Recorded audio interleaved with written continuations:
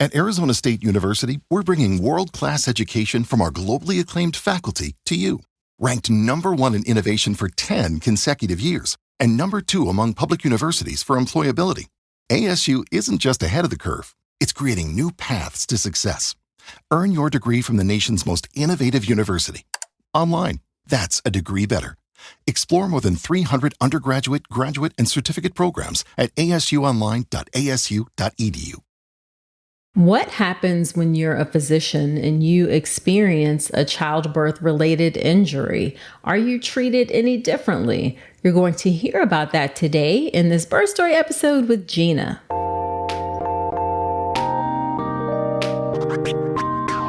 Welcome to the All About Pregnancy and Birth podcast. If you're having a baby in the hospital, you are giving birth in a system that too often takes away power from women over what happens in their own bodies. I'm Dr. Nicole Calloway Rankins, a practicing board-certified OBGYN who's had the privilege of helping well over 1,000 babies into this world. I've been a doctor for over 20 years, and I'm here to help you take back your power, advocate for yourself, and have the beautiful pregnancy and birth that you deserve. This podcast is for educational purposes only, and it's not a substitute for medical advice. Check out the full disclaimer at drnicolerankins.com/disclaimer. Now let's get to it.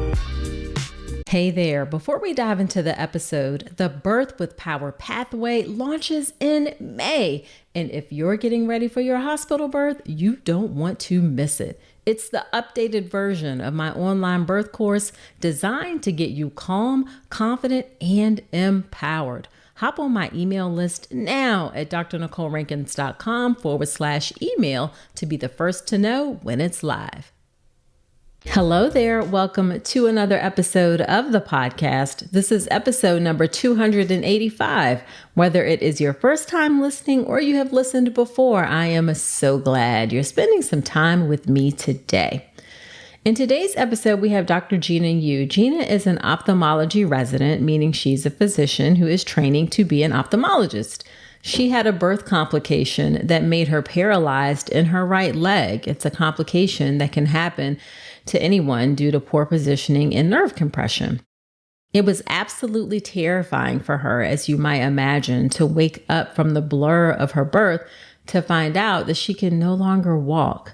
She wasn't getting great answers as to what was happening and whether or not she would get better, and there wasn't a lot of online information about it either.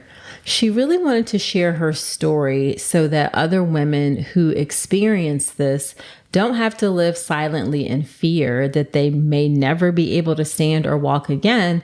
And she wants her story to provide hope and also tips for what to do to recover from a complication like this.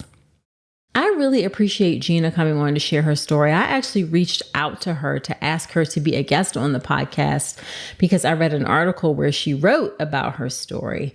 And it can be hard for us in medicine to speak up about our unpleasant experiences. Sometimes it can feel like we're airing dirty laundry. I know when I first started doing this work online and social media and things like that, the podcast, I had some hesitation about sharing some of the problems and issues within our maternal health care system. It's almost like people accuse you of being a traitor, so to speak. But it's so important that we share the truth of what happens, share the truth, both the good and the bad. That is how we are going to be able to make things better and improve our system for everyone. Now, one of the things you're going to hear in the episode is how Gina had to really advocate for herself. And it's really important for you to know how to advocate for yourself. Childbirth education can be really helpful in that regard. In fact, it's absolutely crucial that you do childbirth education so that you are best able to advocate for yourself, particularly for a hospital birth. I have an online option called the Birth Preparation Course, and it has helped thousands of women be able to advocate for themselves during their hospital birth experience. You can check out all the details of the Birth Preparation Course at drnicolerankins.com/enroll. I believe so strongly in childbirth education that if you don't choose mine, choose something because it's really, really important. But of course, I'd love to have you inside the Birth Preparation Course. So again, that's drnicolerankins.com/enroll. Okay, let's get into the birth story episode with Gina.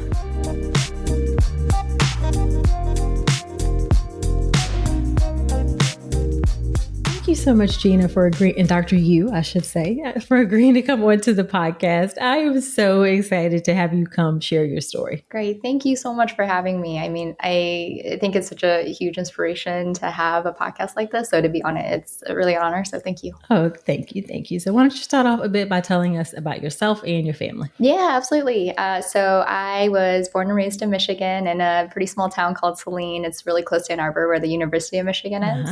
And during my time in Michigan, I spent almost all of my time helping my family cook fried chicken. We had this fried chicken restaurant that was family owned and operated, a small business. Yeah, it was called Family Fried Chicken. In Ypsilanti, it still exists. And it was amazing because it was like soul food every single day, which was fantastic. Right. But it also, it was a lot of hard work. So it definitely taught me the value of working hard, seeing my parents well into past their 60s, working from 8 a.m. to 11 p.m. and like really physically demanding, mentally demanding jobs is yeah, it was a true inspiration for sure. And so I was actually also at that restaurant that my dad, he accidentally injured his left eye while cutting the branches outside the restaurant. And he at first thought it was just going to be like a simple procedure to fix it. But then it ended up being a lot more complicated than that. And now the eye is testicle, which just means that it's like shrunken and kind of like a physical reminder of a really difficult time in his life. And he's not able to see out of that eye at all.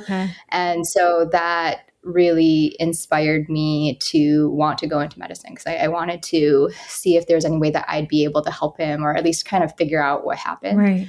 And that kind of led to this journey of going into medicine, getting into medical school, which was amazing that happened. And now I'm currently doing my ophthalmology training at Stanford. I love that. What a beautiful story. It's always interesting to me. The more I talk to people, the more I see how so many people, what they do comes from their own lived and personal experiences. And I love when I see people who are able to take that and turn it into something positive. So that's great. Yeah. Thank you so much. And you also have a little one, which is what we're talking about. Yeah, that's exactly right. Yes. Our little Jane, she is awesome. All right. Well, let's talk about Jane. So in order to understand the birth, and I should say up front, we're really going to focus a lot on what happened with you postpartum because you had a rare complication and things, it was a challenge. But in order to understand kind of what went into that, I always like to talk about what happened during the pregnancy and the prenatal care piece. So what was your pregnancy and prenatal care like? Did you see a physician, a midwife? How was that? Yeah, absolutely. So I was seen by a physician and most of my pregnancy was pretty straightforward. I had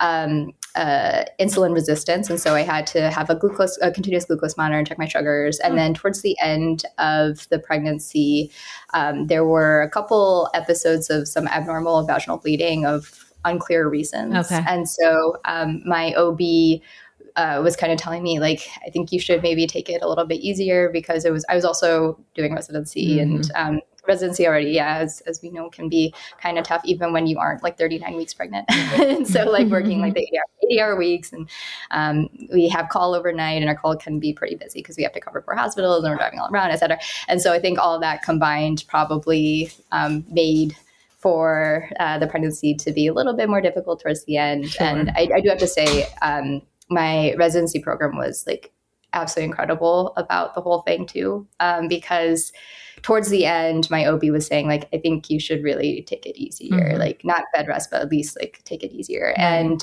I wasn't actually going to even mention it to my residency program just because I already felt, I don't know, you have like that guilt of taking time off and everything. So I already felt that. And then my program director and the attending site I was working with, they like could tell something was wrong and they like talked to me more about it. And they were actually the ones that encouraged me to like, hey, you should really listen to your body, listen to your OB. Okay. And so I was able to take a little bit of time off. But so for the most part, pregnancy was pretty straightforward. Okay. And you were happy with the prenatal care you received? Yeah, I was. Yeah. I had one OB to begin with, and then she actually ended up leaving on maternity leave. So then I had another OB, and both of them were really great. They really like listened to the different concerns that I had and were very, very knowledgeable, which was great. Good. So it's hard to answer this question because you only know being pregnant as a physician and being in training, but do you think that impacted the way you approached or thought about pregnancy? Yeah. Yeah, it's a really, really good question. I do think that, yeah, it did. Cause, about the scary things that can happen, Mm-hmm. I guess. And so it's really hard not to fixate on that Right. or to assume or just predict that that's going to happen to Right. you. And so every little thing that doesn't seem textbook, you think to yourself like, oh, what's wrong? Mm-hmm. What's going to happen? Mm-hmm. And so I do feel like it added an extra level of concern and anxiety. Sure. I can understand that as someone who used to ultrasound myself. Oh my God, that'd be so horrible. Yeah. I would totally do that if I knew about it. I would totally do that.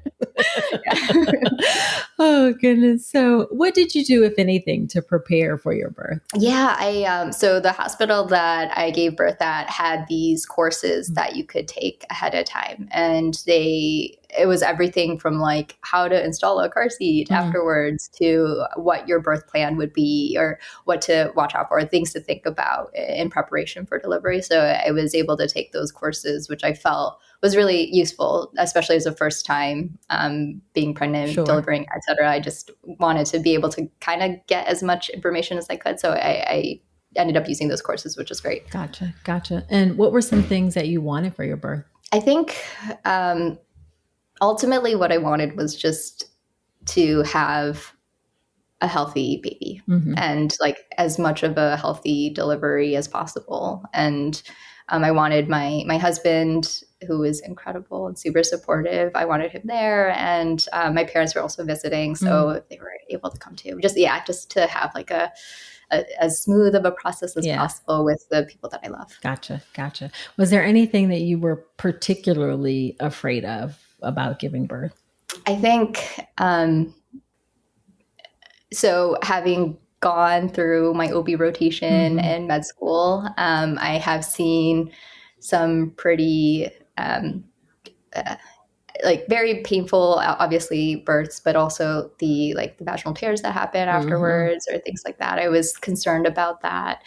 And it's actually interesting. So before everything happened, I remember briefly looking up like how safe is an epidural and like how safe is that portion, right? And what are the chances of becoming paralyzed or the chances of things happening and going wrong? And I looked at that super briefly because it was like extremely rare, like very unlikely to happen. And so then I kind of just wrote it off and I was like, oh, that's not going to happen to me. Gotcha. And so, mainly the things that I was more concerned about was what I had seen more commonly during my OB rotation, which were like vaginal. Yeah, that makes sense.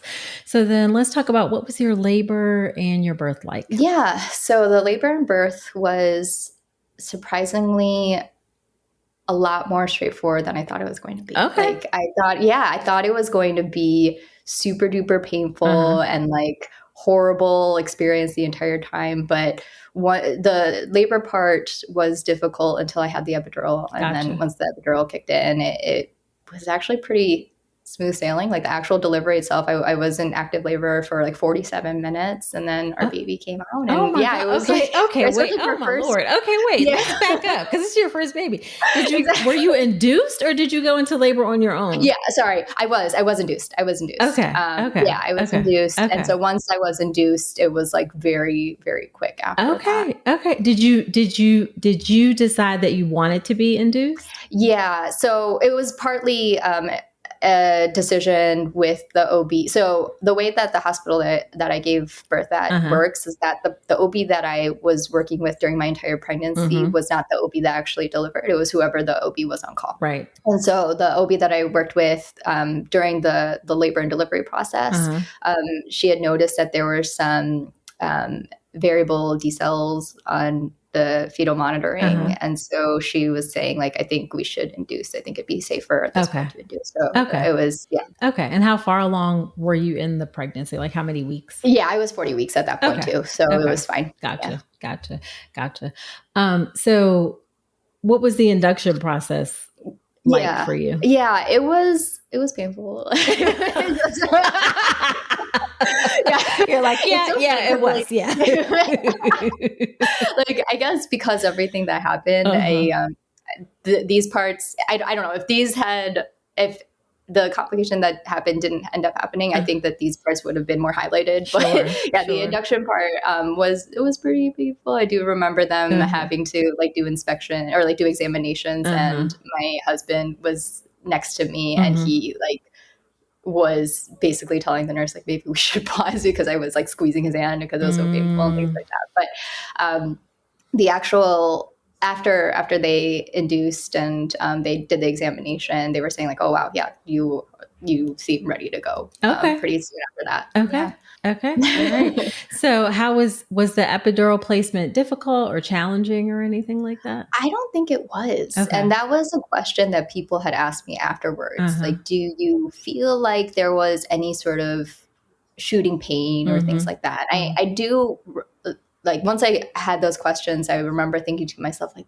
the only pain that I was really thinking about was the labor pain. Right. And so I wasn't really focusing on anything else. Right. And so then I was trying to think to myself, like, was there something that felt wrong during the epidural? And I really don't think there was. Gotcha. I think it seemed like it like, and it seemed like they were able to place it after one attempt. Okay. It didn't seem like there was any other complications from that. Okay.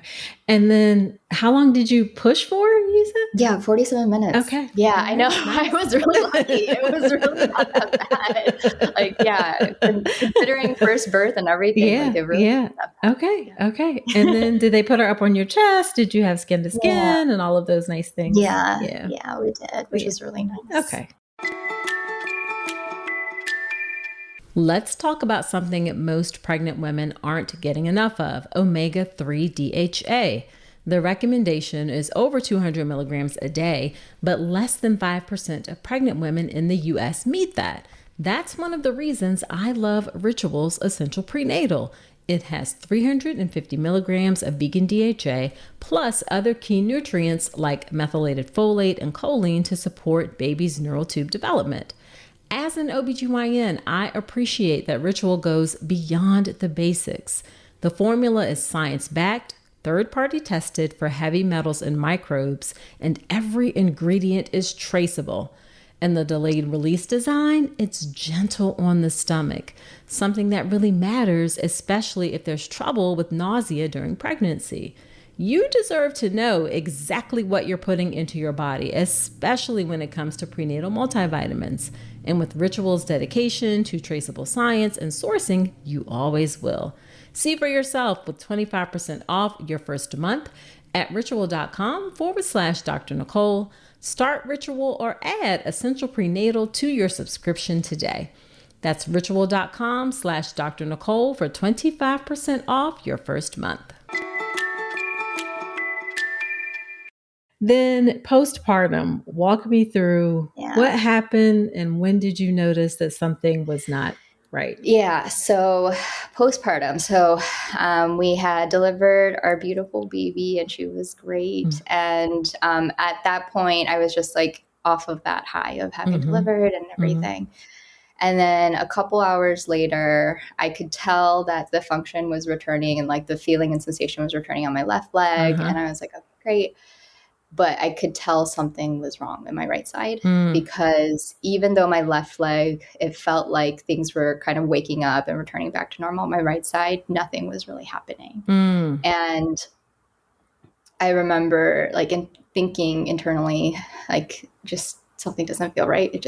Something seems wrong. And so then I ended up telling the team that I was like, it just doesn't seem normal. Like something seems wrong with my right leg, especially given everything that's going fine with the left. Right. And at first my team was like, okay, like you're still pretty early off of the epidural. It's very, very common for things to come back unevenly. Why don't we wait? And at that point, so I delivered around noon. And so they were like, why don't we just wait at least until tonight and see if things are progressing or improving? Okay.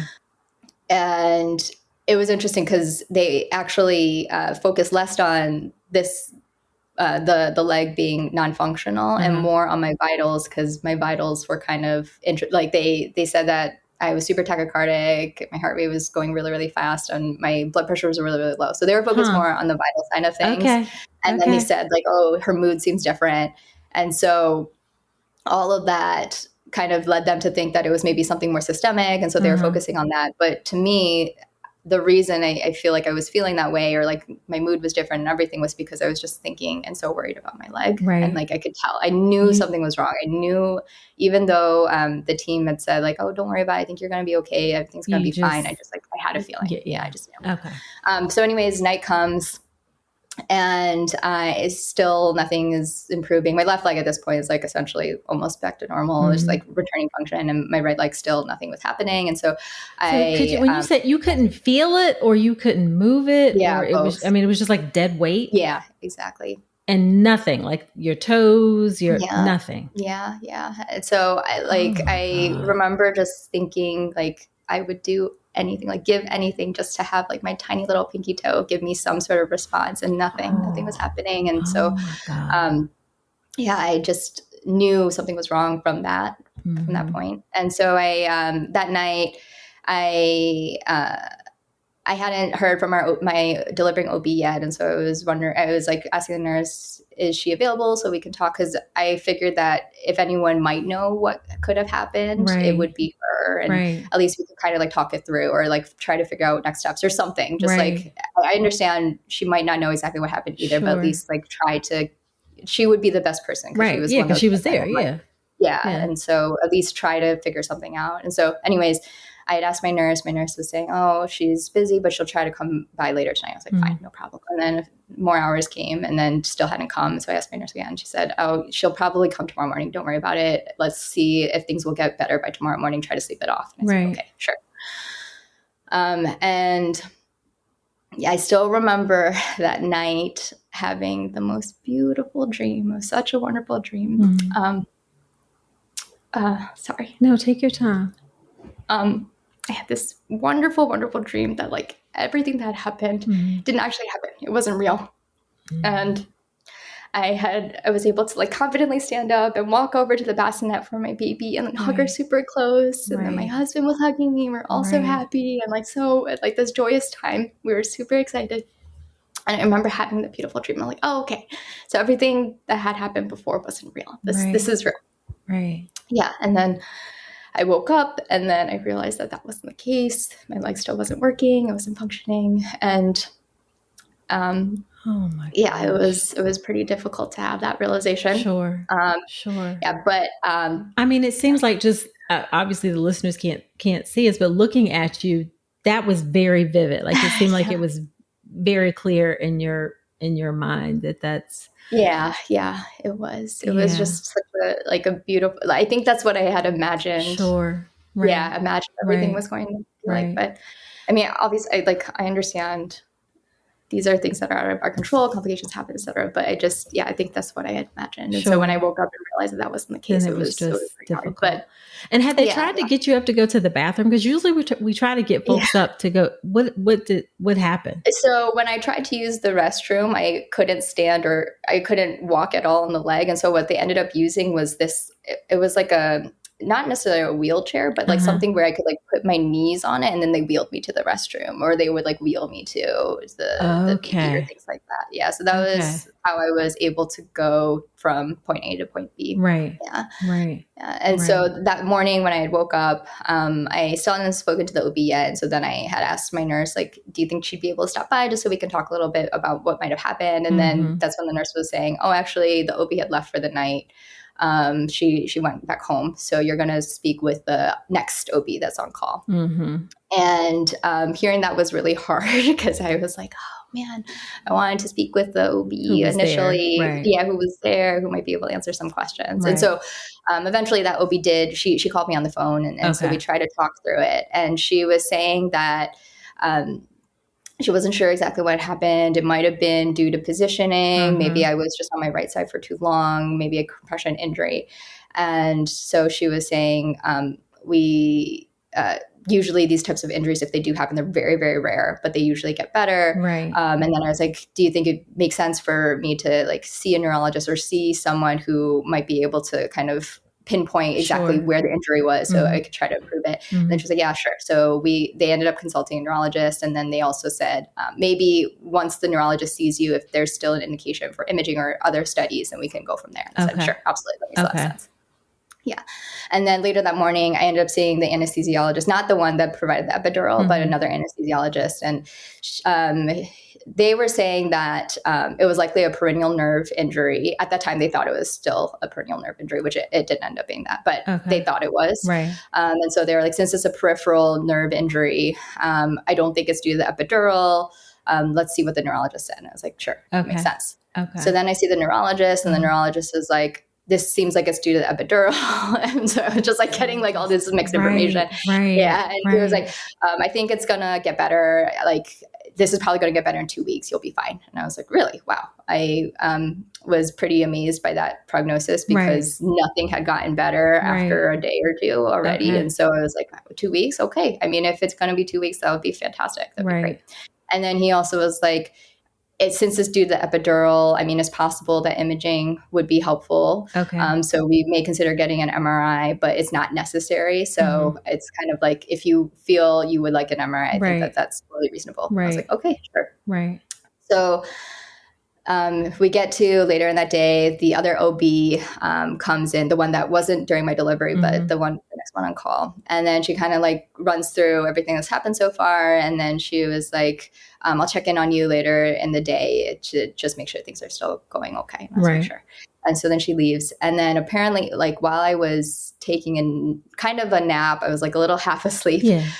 She had come in and to check in on me. And then that's when she was like, oh, I think that I spoke with the neurologist and we don't think that imaging is really indicated at this point. And so then she was like, let's decide, let's not get the MRI. And then she had left. And I was kind of like half asleep. I was like, okay, sure. They seem to be on it. So I'll be able to go to sleep and like try to think about this more clearly once I am not quite as exhausted. So then I wake up and then I kind of talk to my parents and my husband who were there. And I was like, so I was a little sleep deprived. I was a little sleepy when all this had happened. So like, what was the conversation like? And they're like, oh yeah, they had said that we're kind of just going to continue to watch it right now, not going to do any further studies. And at this point too, I had already kind of messaged some of my friends that are in neurology, neurosurgery, and just to get their thoughts of like, what could we do? Like, what is happening? Right. And they were saying like, the least we could do at this point is probably get an image study, like get an MRI, just to make sure. Because if it's an epidural and there's a hematoma, at least it's something that's curable or like something that they could treat. And I guess since the team had thought that it was still just a peroneal nerve injury, maybe that's why they didn't think it was that needed. But I spoke with the OB that was on call. She came back and I kind of asked her a little bit more about like whether it'd be possible to get an MRI to at least get an answer, an explanation of whether this is something that is more central, more treatable. Right. Because right now it seems like there was a lot of question marks of like why this happened, what we can do to fix it. Right. And so I had talked to her about it. And I was at that point that the OB ended up becoming a little bit more like, I guess, I don't know what the right term would, maybe reluctant or like just not quite as patient with the questions that I was asking. Yeah. And she said that the MRI was completely not indicated. It was a waste of resources. This isn't a conversation we should have anymore. And then she said, if I still wanted it, then in the reason for study, she was going to write, quote, per patient request, because it is not indicated by this hospital. And then I asked about like why that would be needed or like what was the reasoning behind that. And she said, well, I'm not sure if it's going to make it so that it's self-pay, but it's not indicated in my perspective. And I don't think the hospital should have to pay for it if you are requesting it, essentially is what she was saying. I'm sorry. Okay, maybe you're just about to answer the question, but how in the world did that make you feel?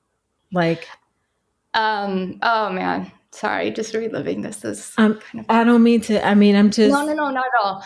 It was just, yeah, it was.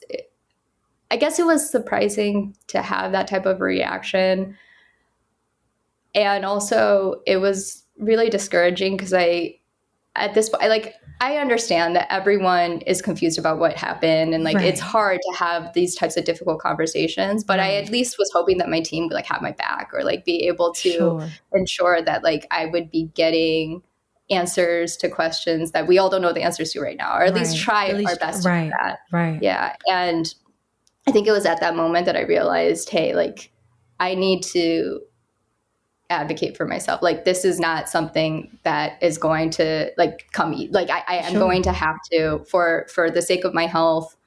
And I mean, at this point now, like, I have a brand new baby, and like, I want to make sure that I am healthy for her and everything too. And so I was just thinking, like, maybe in the past I would have been a bit more like I wouldn't have spoken up as much, but I think because of the fact that I have this beautiful brand new baby, I was like, I need to be able to advocate at this point. And I think that was the turning point. Like, okay, this is a hospital stay where I'm going to have to ask the questions and advocate for myself, because it just seems like there's going to be a bit of difficulty getting things otherwise. And you're a physician. You would expect that. I mean, imagine what our patients go through, for God's sake. Exactly. I mean, like, so. Oh, my goodness. Exactly. Like, that is what blew my mind too, because I'm thinking to myself, like, I am so lucky. I have the best support system. I have an amazing training program that's also supporting me. I have somewhat health literacy in this. I'm definitely not an expert in any of this, but like, at least a little bit of health literacy. And like, I'm able to speak up and ask these types of questions. I can't imagine like the patients that we have who don't have these resources, what they must experience. And like, just like thinking about like my dad's experience as well, and like what he must have felt like being ESL and like we didn't have health insurance, like not being able to have that type of backing and resources. And I had like almost everything in line for me to be able to it's just it's really, it's just and the fact that it doesn't affect her whether or not you get an MRI. Like, it's like, you know what I mean? Like, it's not affecting her. I wonder why. Like, there was a point where she even said, like, she actually mentioned the fact that I had quote unquote more knowledge. And she was like, have you seen the studies that people that have more medical backing actually get worse care because they get all these different studies? And I was just thinking to myself, like, is that why? Like why are you? Yeah, I was a little confused.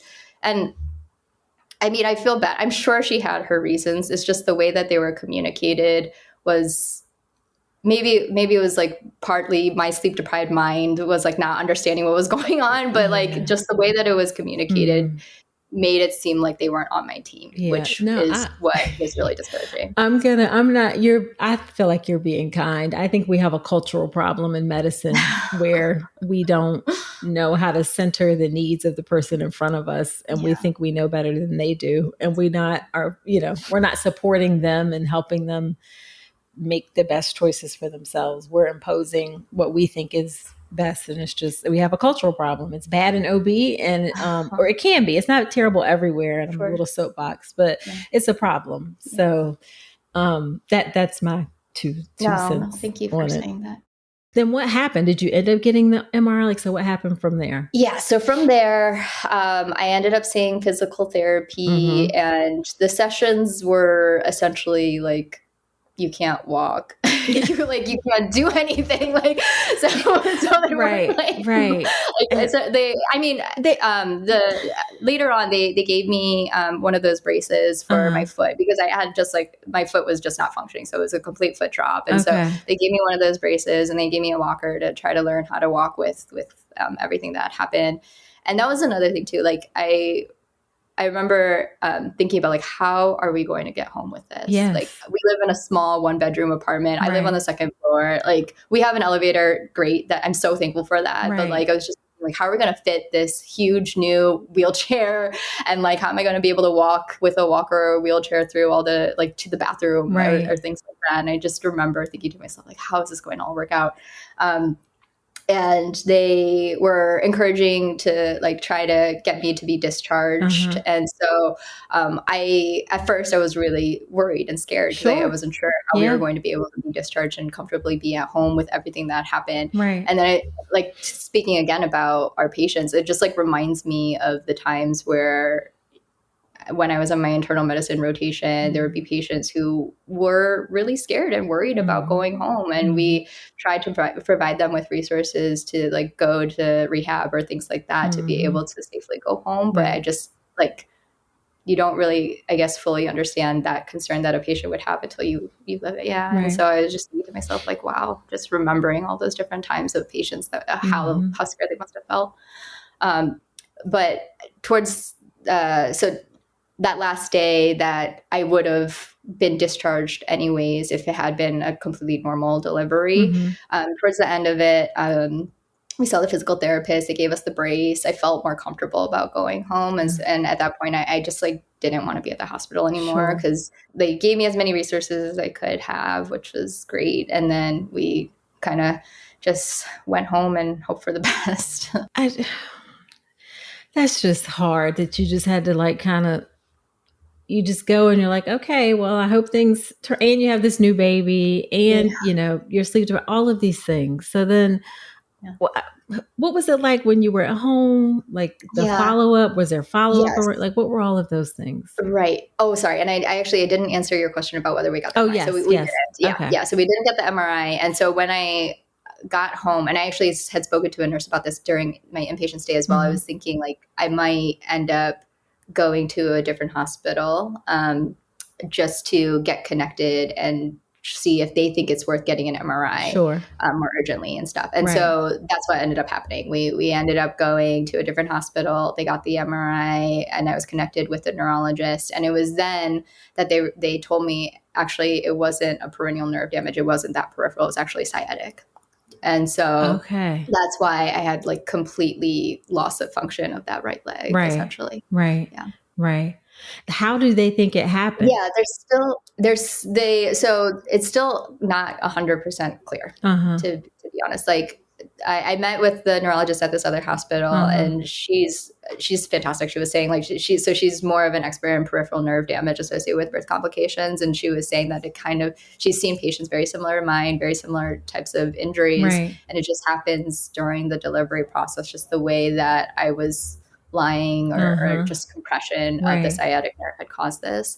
And then I also met with a neurosurgeon who essentially said the same thing. He thinks that it was during the actual active labor process, like the way that maybe my legs were kind of, caused I don't know how they were rested. Like kind of pulled back or. Exactly. Yeah. And so that caused damage to the sciatic nerve. And it's unclear why it was like the right side versus left or what positioning may have caused that issue. And it was a really important question for me too, because like for future family planning, like if we want to have another kid at this point is so early to even think about. Like I'm still kind of reeling from everything that happened in the delivery and I'm still kind of dealing with that complication. But for future planning, like what could I do differently next time?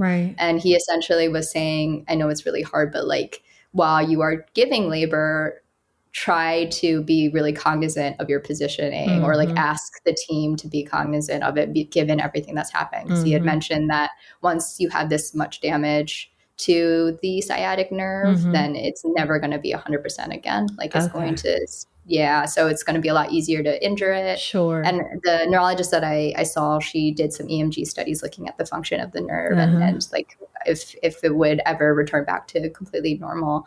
And at that point, she had said that there's actually, instead of it just being the myelin that was damaged, she had noticed there was axonal damage as well. So the actual nerve itself had become really severely damaged. And so that kind of made it more so that like what the prognosis was going to be. And everything. Right. Wow. So then how have you been able to get better? Yeah. So with this new hospital and the team that I had there, they've been able to do all these different studies. So it at least provides a little bit more answers about what I can focus on. And they also provided resources for supplements and things that I should take, which I found to be helpful. At the same time, I was a little nervous because I'm breastfeeding. So I wasn't sure, like how safe that would be. But it seemed like from the different studies, it seemed okay to take these different supplements. So that's one thing that I did. And then also I was so lucky because I got into physical therapy really quickly. Okay. And that was all my husband's doing. Like he searched through all the different local physical therapists that would be able to take me right away. And we found one who was like specialized in neurology, and the physical therapists that I worked with were amazing. They were fantastic. They're so good.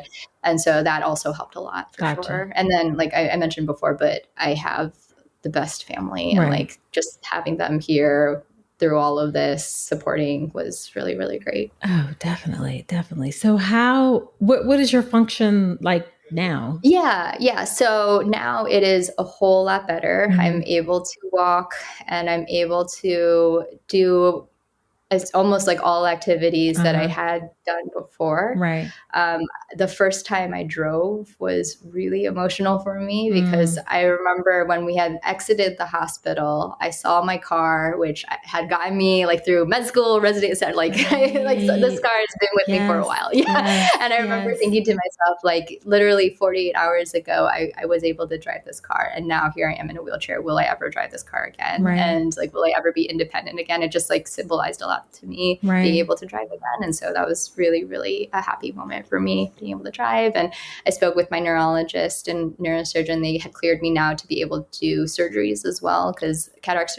So in my ophthalmology training, we get to do a lot of cataract surgeries, and cataract surgery requires 2 pedals, so both your feet being functional. Gotcha. And so that was another huge concern of mine, not being able to do that moving forward. And they cleared me for that, which was great. So really the thing that I am working on at this point is just the pain associated with it. So like I kind of always have this underlying paresthesia, pins and needle burning sensation. And sometimes certain activities make it worse, like sitting makes it worse. And I think it's tough too when I'm like trying to crouch down and pick up my baby and like play with her and things like that. And then I just get these pangs of pain, and then I have to stop, unfortunately, for that. But I'm just so grateful that I'm able to at least have the function back. That was a huge component. Absolutely. Yeah. And how long did it take you to get to this point? It took a few months.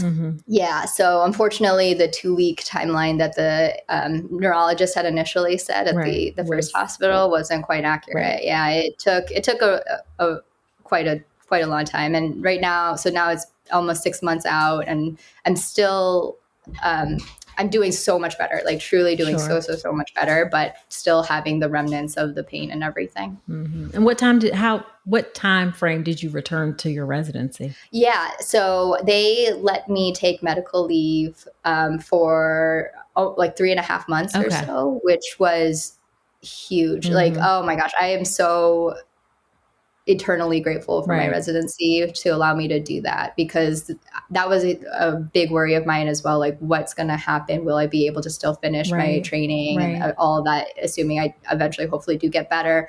And they were just like, don't even think about it. Like, focus on recovery and we will figure it out afterwards. Well, so that was really great as well. Good. Yeah. That's good. And did you ever consider any legal action or anything like that? Yeah, a lot of my friends actually asked me about that too, and my husband as well. And I was like, I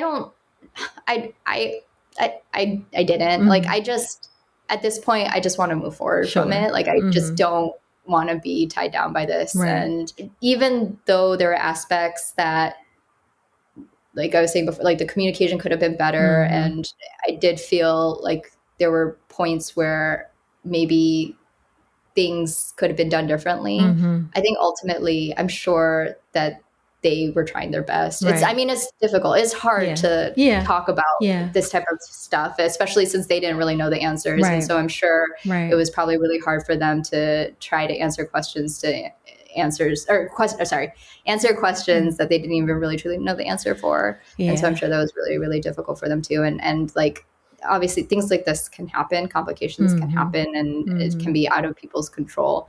I just, I think in the future, having better communication would have been helpful. Absolutely. And speaking of that, what happened when you went to your postpartum checkup, or did you go to your postpartum checkup? Yeah, I did. Yeah. So I went to my postpartum checkup with my initial OB, who's in that same team, and kind of talked to her about everything that had happened, and then mentioned that I was now kind of converting a lot of my care to a different hospital.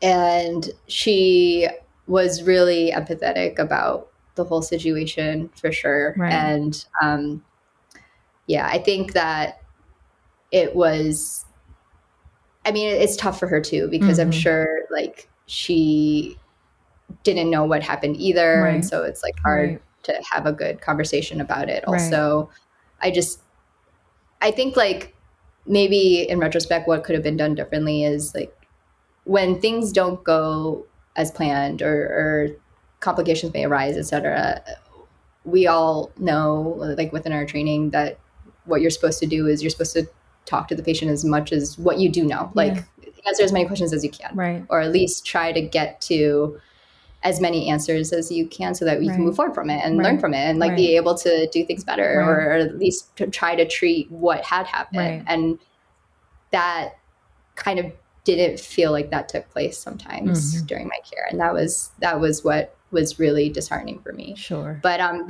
my OB did mention that they now have new protocols to make sure that things like this don't happen again. And like they do a lot of repositioning and things like that too, to kind of prevent these kind of compression injuries. I remember thinking to myself, like, oh man, like, does it take someone to be paralyzed for this to happen? Like, I wonder why this wasn't already in place, but I am really happy that they were able to learn from this. Gotcha.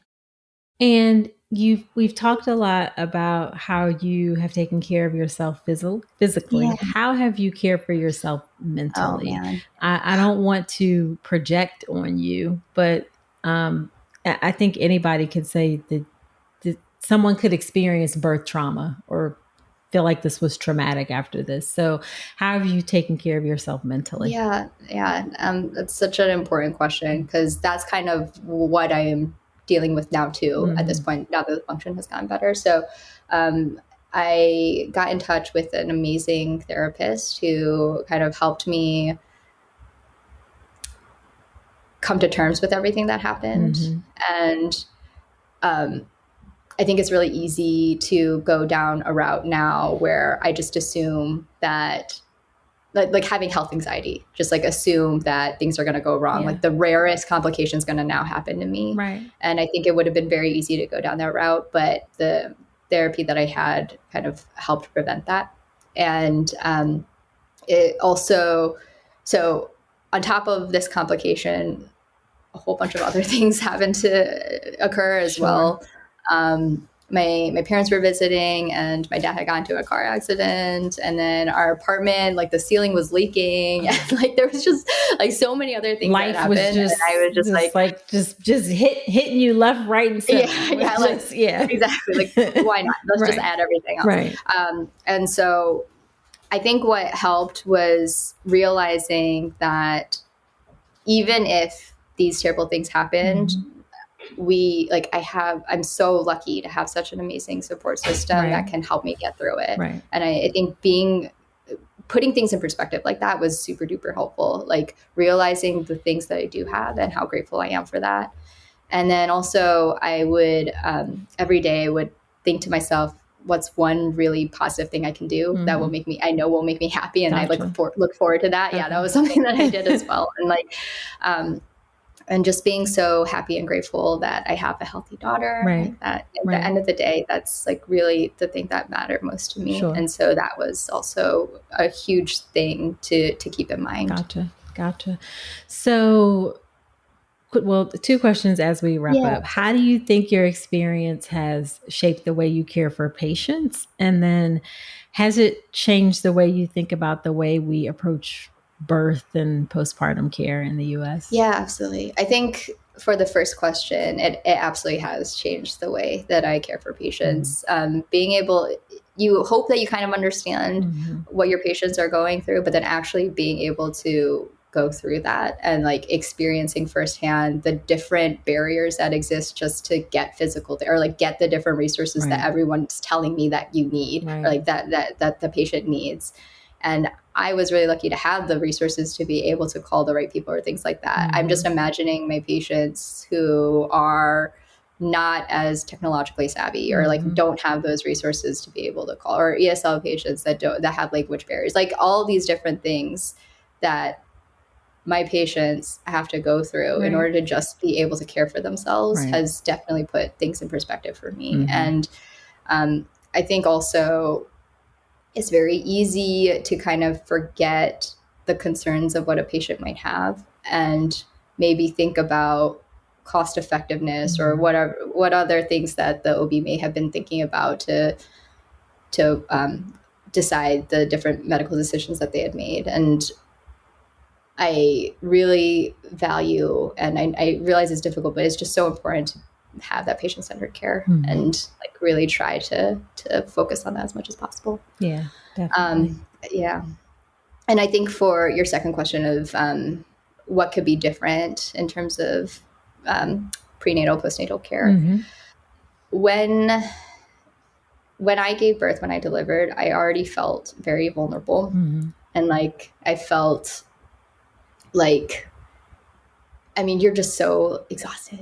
You're like physically, mentally exhausted after everything that happened. Right. And I think if it was a very straightforward delivery, that would have been fine. Like, it's okay. I'd go home and I'd be able to take time and care with my baby. But for those moments when that isn't the case, making sure that the patient feels heard as much as possible, because you already are you're feeling vulnerable. Like, you feel like you're already not able to fully maybe understand or voice or do the things that you normally would be able to do because you're in such an exhausted and mentally like you're mentally, physically exhausted. And so I think that having that patient advocacy like a million times fold for that reason is going to be so important during that postpartum care. And I think as a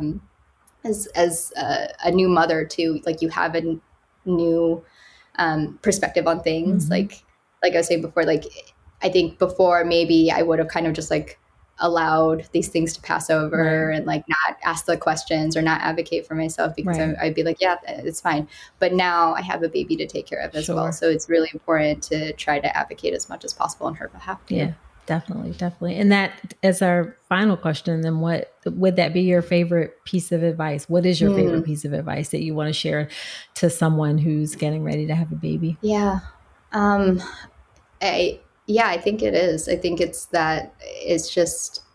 okay to like want to advocate for yourself, especially now because you are taking care of not only yourself, but you're taking care of your baby. So it's okay to speak up and ask those questions. And yeah, it might make people uncomfortable, or like it might make conversations that are really uncomfortable and difficult to have, but it's so important for your care and for your baby's care. 1000%. Well, thank you so much for agreeing to come on and share your story. This was really, really helpful. And I know someone is going to find it useful. I really hope so. Yeah. And there was actually one other thing I was going to mention. So when this was all happening, I'm pretty bedridden. I can't really do much of anything. And so I was spending a lot of time on my phone, which usually I don't recommend, but there was this one, when my husband actually found it, this one Facebook group that is stories very similar to this, where it was like compression nerve injuries. And I remember thinking to myself, like, I wish there was more resources for this, because when I initially looked, I found like very, very rare one-off stories. And then I'm like, oh, great. So nobody, like, I don't know what's going to happen because no one has ever written or talked about this.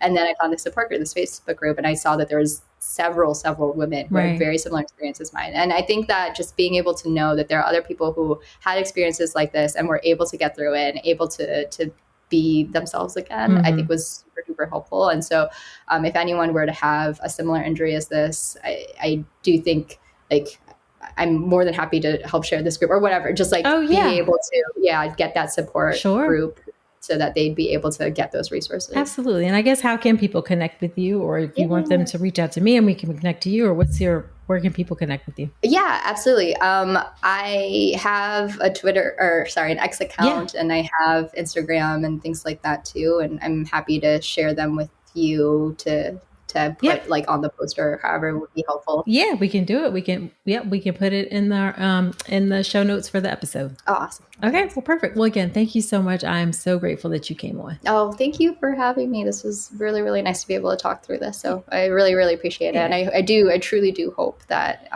people who have similar injuries, or not even similar, like just want to be able to connect and talk, I really hope that they feel comfortable to do that.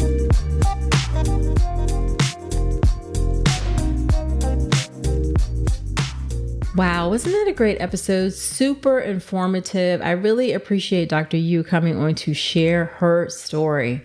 Now, after every episode, when I have a guest on, I do something called Dr. Nicole's Notes, which are my top takeaways from the conversation. Here are my Dr. Nicole's Notes from my conversation with Gina. Number one is we have a culture problem in medicine. It's just really not patient-centered. We're doing better and we're getting to a point where we're actually focusing on the patient first and then building our system around patients. But right now, it's just not a patient-centered experience. And this came to mind because of that experience of where her doctor was like, oh, I'm just going to write that this isn't an indicated test for this MRI. And that pushback at her wanting to get a test done to get answers, that's just so unnecessary and so reflective of the issues and culture problems that we have and some of the ego involved in medicine.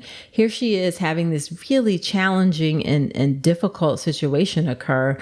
And she's being told like, well, I mean, this isn't something that you need to get done while she's trying to get answers.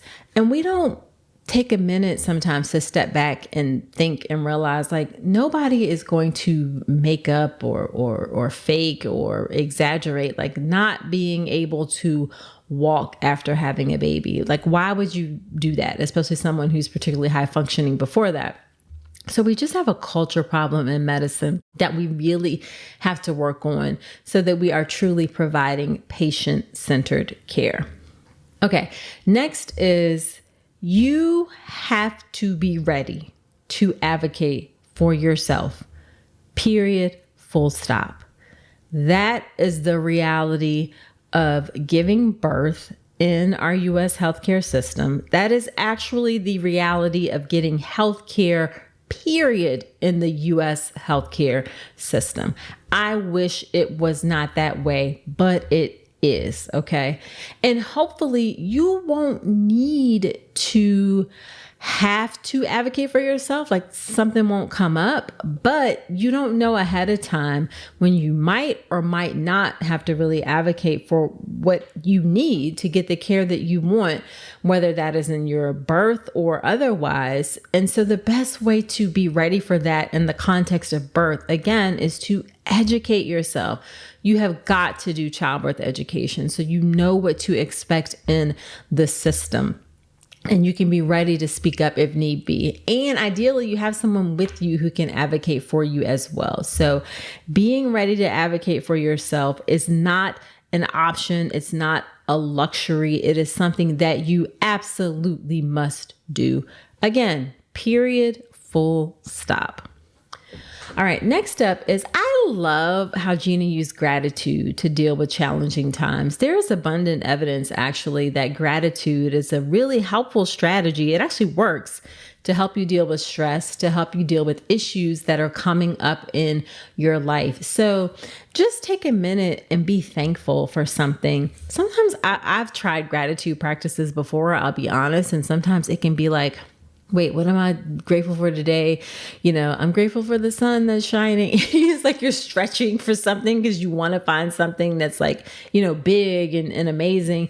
But sometimes it can be small things like a good cup of coffee. Sometimes it can be like, you know, you got air conditioning. Sometimes, some days, maybe you're not feeling grateful. Okay. But there is abundant evidence that gratitude can help with challenging times. So just try it. Focus on the things that are going well in your life, and it can help you really to feel better. Okay, so that is it for this episode. Please share this podcast with a friend. Also subscribe to the podcast wherever you're listening to me right now. I so appreciate that. And leave me a review in Apple Podcasts. Those reviews are important to help the show grow, helps other women to find the show. And I love to hear what you think about the show. And do check out the birth preparation course, my online childbirth education class that helps you advocate for yourself, takes that fear out of birth. Head to drnicolerankins.com/enroll and start feeling confident for your birth right now. Okay, so that's it for this episode. Do come on back next week and remember that you deserve a beautiful pregnancy and birth.